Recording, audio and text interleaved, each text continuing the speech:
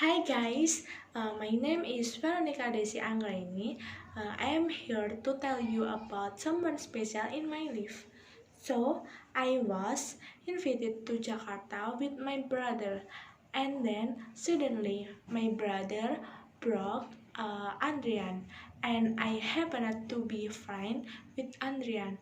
Keep time on the road, well, jog around, then we got clothes and then everywhere we went until we bought food at the mall together. Uh, and then suddenly Andrian told me that he was hitting on me because he liked my sister. It is sad, but I can't help it because Adrian likes my sister, but my sister does not like Adrian. Somehow I don't know, and now even Adrian's story is on Instagram. Well, that's the end of the story.